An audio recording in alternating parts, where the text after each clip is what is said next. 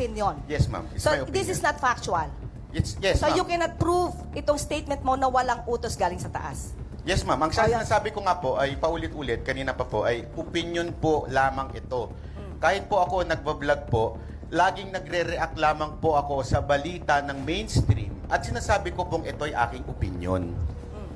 Sa periodismo, hindi po pwedeng sabihing opinion lamang. Maraming magagalit ng mga editorial writer at saka mga kolumnista kasi ang opinion ay batay po sa empirical na datos. Hindi papasa sa thesis defense ang estudyante na magsasabi na ito ay opinion ko lamang, galangin po ninyo yung opinion ko. Maling-mali po na ang datos ay isasantabi para lang maglahad ng opinion para makapag-chase ng clout at makapag-chase ng viewers. Salamat! Pero ang tanong ko po, ibig po bang sabihin nun, bawal na magbigay ng opinion sa social media? Hindi bawal pero mali. Mali ang magbigay ng opinion? Kung hindi batay sa datos. Ganon kasimple, mali. Ganon siya kamali. Kasi maraming malalasong isipan kapag ang opinion ay hindi batay sa katotohanan. Hindi bawal, mali. Salamat. Kaya dito mahalaga yung proseso, yung vetting na tinatawag. Kasi kapag may fresh set of eyes na editor na titingin nito, makikita ang kakulangan. Salamat. Parang masyadong mainit ang ulo ni Sir sa salitang daw. Pero hindi po ba gumagamit din ng mainstream media ng ganyan? In English lang, alleged. Kaya nga ho, di ba, ang tawag nila kay Pastor Kibuloy, alleged rapist? Alleged. Hindi napatunayan. Wala pang conviction. And yet, yun ang sinasabi.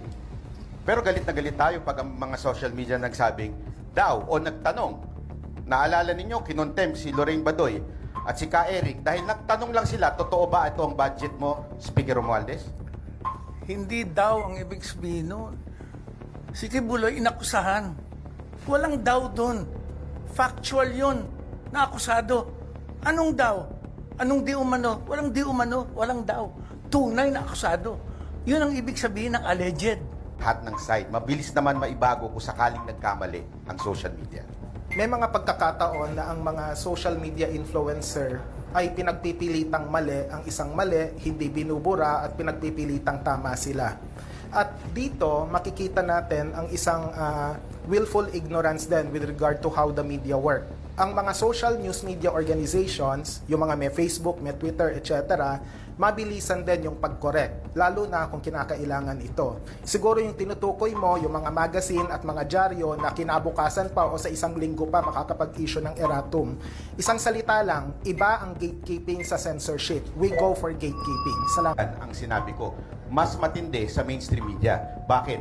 Ni-report ninyo. Sinong nag-edit? Kayo ho ba? Hindi. Ang nag-edit, newsroom.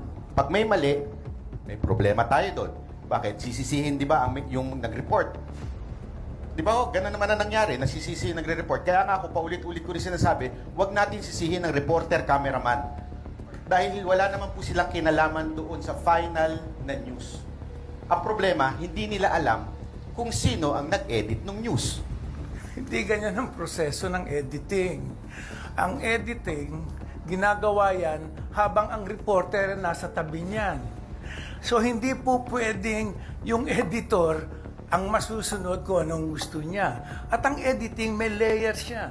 Umpisa pa lang, meron ng editor na nagpapatakbo ng tropa ng reporters. Sumasagot sa editor yan. Yung editor na yun, may isa pang susunod na editor uli.